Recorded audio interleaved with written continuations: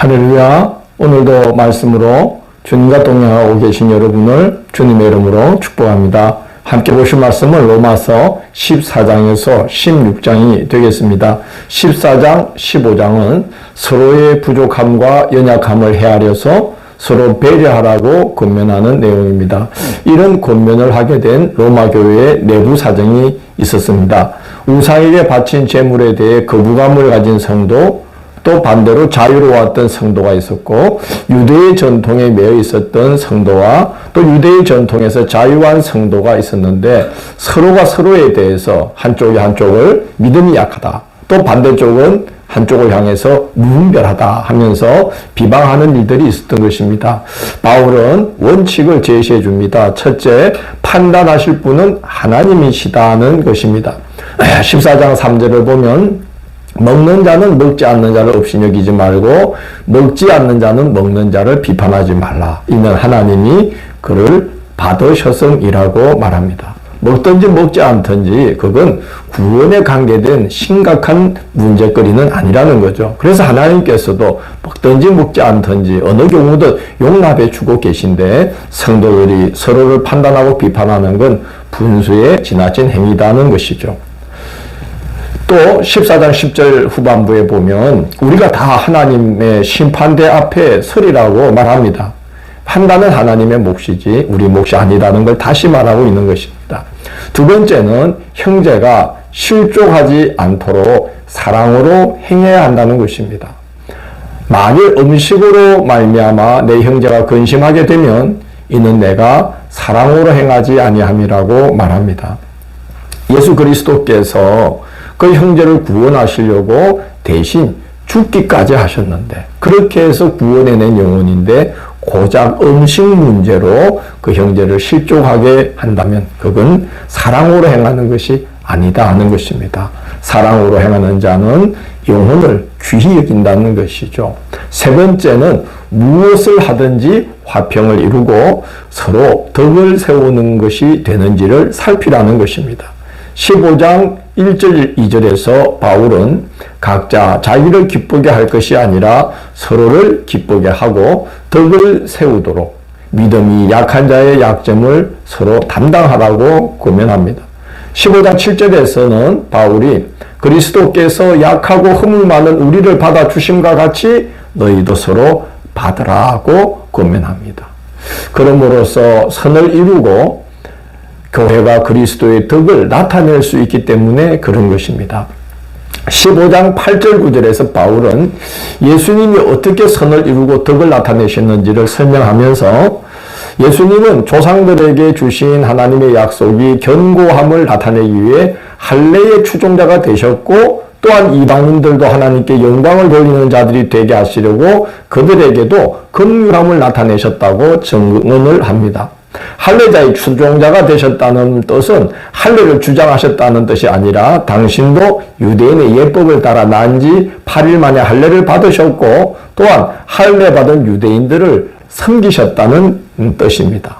그럼에도 불구하고 예수님은 할례를 주장하거나 할례 받지 아니한 이방인들을 멸시하지 않으셨는데, 이는 이방인들도 하나님의 긍휼하심을 입게 하기 위함이셨다고 바울이 증언하고 있는 것입니다. 이어서 바울은 로마 교회를 방문할 계획을 밝힙니다. 스바나, 즉 지금의 스페인으로 가는 길에 로마 교회를 방문하려고 하는데 두 가지 목적이 있다는 거예요. 첫째, 복음과 성도의 교제로 인하여 기쁨을 함께 나누기 위함이고, 둘째, 로마 교회의 재정 지원과 기도 후원으로 스바나로 갈 수 있기를 희망한다고 말하고 있습니다. 16장은 로마 교회에 있는 지인들에게 문안 인사를 함으로 편지를 끝맺는 내용입니다. 인편으로 편지를 전달하고 있는 베베를 소개하면서 그가 여러 사람과 나의 보호자가 되었다면서 잘 대해줄 것을 부탁합니다. 이어서 바울은 자신과 함께 사역을 하다가 지금은 로마 교회로 가서 로마 교회를 섬기고 있는 지인들의 이름과 그들의 신앙 이력을 거론하면서 그들에게 안부를 전해줄 것을 로마 교회에 부탁합니다. 몇 사람만 소개하자면 브리스길라와 아굴라에 대해 사절에서 바울은 이렇게 말합니다. 그들은 내 목숨을 위하여 자기들의 목까지 내놓았나니 라고 말하고 5절에서는 또 저의 집에 있는 교회에도 문안하라고 소개합니다. 브리스길라와 아굴라 부부는 자기 집을 예배처소로 제공하고 현재 로마 교회의 성도들의 모임 장소로 자기 집을 열어놓았고, 그리고 바울의 사역을 위해서는 자기들의 목숨도 아끼지 않고 협력을 했다고 증언을 하고 있습니다. 5절을 보면 에베네도에 대해서 말하기를 아시아에서 그리스도께 처음 맺은 열매니라고 소개를 합니다. 아시아 지방에서 복음을 전한 결과 첫 열매, 첫 성도가 된 자가 바로 에베네도인데 지금까지 믿음을 지키며 로마 교회에서 헌신하고 있다는 말입니다. 대단한 업적을 소개한 건 아닙니다. 그러나 대단한 업적을 행하고도 넘어지는 자들이 많았는데 이 에베네도는 어떤 경우에도 꾸준하게 믿음을 지키고 교회를 지키며 지금까지 왔다는 겁니다. 그렇죠. 어떤 경우에도 믿음을 지키고 꾸준하게 교회를 섬기며 교회의 덕을 세워나간 에베네도 같은 사람은 참 귀한 성도님들이 아닌가 하는 생각이 듭니다.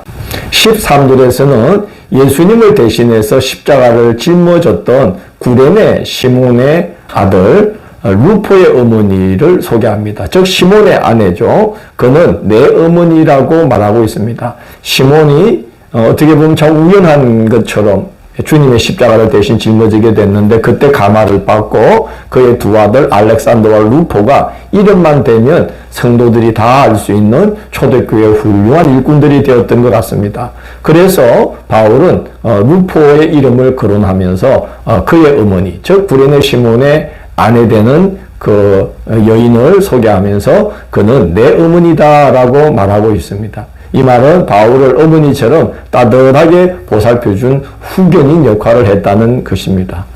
16장을 보면 성도는 신앙의 횟수가 그냥 흘러가는 게 아니라 그에 대한 이력이 차곡차곡 쌓이면서 그의 신앙 행적이 차곡차곡 쌓이면서 이름표를 갖게 되는구나 하는 생각이 듭니다. 성도는 좋은 이름표를 붙일 수 있어야 되지 않겠는가 하는 생각이 듭니다.